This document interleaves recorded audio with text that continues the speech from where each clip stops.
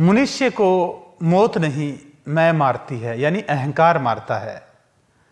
और हर व्यक्ति बोलता है कि किसी से अहंकार नहीं करना चाहिए, ईगो नहीं करनी चाहिए, मैं नहीं होना चाहिए, अहंकार बड़ी बुरी चीज है। सुनते आए हो आप, और आप बोलते हो कि वो बड़ा अहंकारी है, वो बड़ा अहंकारी है। कभी हम अपने भीतर झांकते ही नहीं कि हम कितने अहंकारी हैं।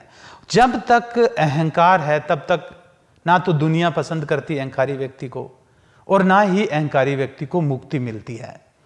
तो अहंकार सबसे बड़ी खतरनाक चीज है आज मनुष्य की अशांति में, असफलता में। जो सबसे बड़ा कारण है वो है मनुष्य का अहंकार। अहंकार छोड़ना सबसे बड़ी बात है।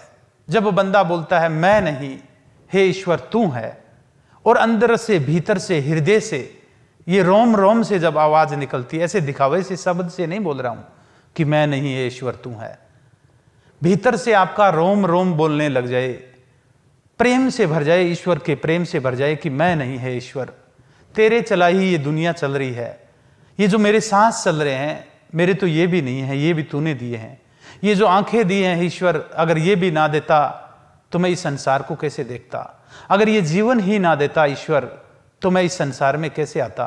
तो हम तो ऐसे ही अहंकार करते हैं कि मैं हूं, मैंने ऐसा कर दिया। करने वाला ईश्वर है, लेकिन मनुष्य इतना अहंकारी है कि कोई भी कर्म करता है उसका कर्ता खुद बन जाता है कि ये मैंने किया है, और वो कर्ता भाव ही मनुष्य को जन्मों जन्मों के बंधन में डाल देता है, यानी आवागमन, जीवन मरण में डाल देता है। मनुष्य को अहंकार नहीं करना चाहिए, लेकिन मनुष्य इतना मूढ़ी, इतना अविवेकी है कि अहंकार बगैर एक पल भी नहीं जी सकता। भगवान श्री कृष्ण गीता में कहते हैं कि अगर मैं परमात्मा लोगों के सामने मनुष्य रूप में आ जाऊं तो लोग मुझे भी तुच्छ ही समझते हैं। क्यों? क्योंकि मनुष्य का अहंकार इतना है कि मनुष्य अपने से ऊपर किसी को देख ही नहीं सकता। भगवान आएंगे तो लोग कहेंगे ये तो हमारे जैसा ही मनुष्य है, ये भगवान हो ही नहीं सकता।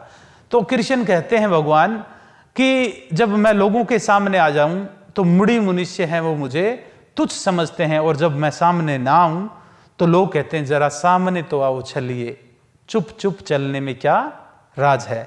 और जब सामने आ जाता हूं तो लोग बोलते हैं ठीक हमारे जैसा ही आदमी है। इतना अहंकारी है। अगर आपके सामने भी परमात्मा आ जाए तो आप भी परमात्मा को नहीं पहचान पाओगे।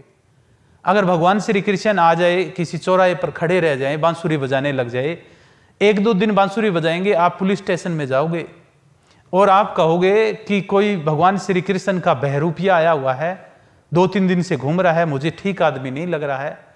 आप उसके प्रति, उसके लिए FIR काटे उसके और उसको जेल में डाले।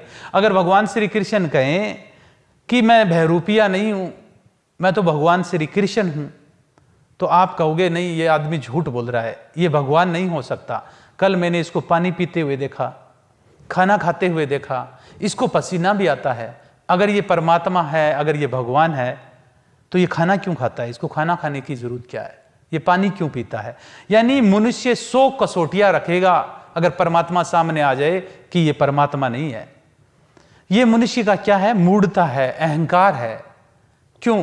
क्योंकि मनुष्य अपने बराबर किसी को देख ही नहीं सकता। 2 व्यक्ति है, एक कोई किसी की बुराई कर रहा है, एक सुन रहा है, तो बुराई करने वाले के और सुनने वालों के दोनों के भीतर वर्षा होती है आनंद की, फूलों की। क्यों?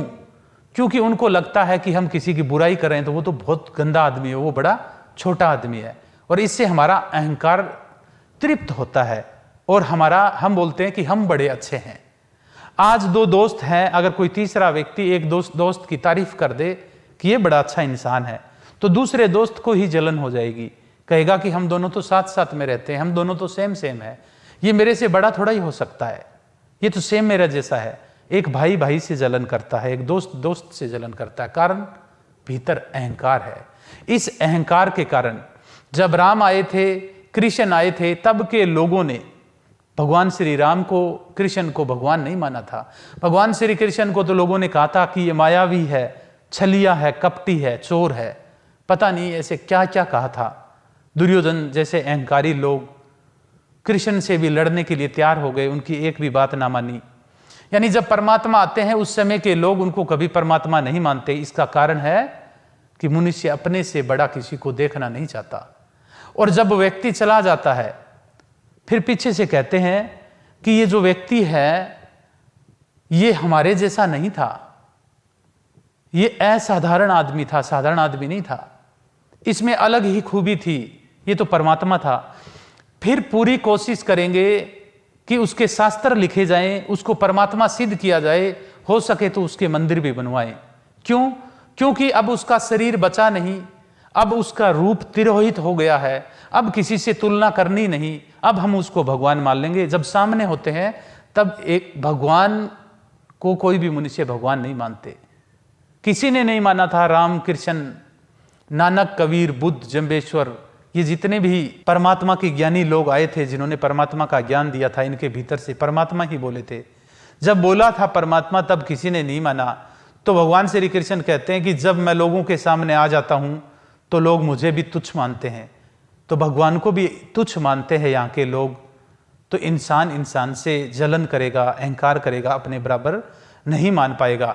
और अगर किसी को कहें कि तुम अपनी गर्दन काट के दे सकते हो क्या, अगर तुम्हें ज्ञान हो गया तो मनुष्य अपना ज्ञान दिखाने के लिए गर्दन काट के दे देगा, शरीर नीचे गिर जाएगा, लेकिन अहंकार खड़ा रहेगा। तो प्यारे सज्जनों, जब तक हमारे भीतर मैं है तब तक हरि नहीं है, सफलता नहीं है, शांति नहीं है, मुक्ति नहीं है। हमें तो सारा ये जीवन परमात्मा ने दिया है, हम तो सांसें भी नहीं ले रहे हैं। अगर हमें लगे कि हम सांसें ले रहे हैं, अगर हम सांसें लेने वाले हों तो दूसरे दिन उठेंगे नहीं, क्योंकि जैसे ही हम अगर सांस ले रहे हैं, नींद आएगी, हम सांस लेना भूल जाएंगे, तो दूसरे दिन उठेगा कौन? हमें तो सबसे सर्वोपरि जो मनुष्य के लिए होते हैं प्राण, और ये जो प्राण भी चलाने वाले हैं वो ईश्वर है। संपूर्ण संसार को चला रहे हैं। सूर्य उदय हो रहा है, अस्त हो रहा है, सर्दी हो रही है, गर्मी हो रही है, वर्षा हो रही है, पतझड़ हो रहे हैं, फूल खिल रहे हैं। यहाँ पर सब कुछ ईश्वर की चलाई हुई लीला है। तो हमें अहंकार नहीं करना चाहिए।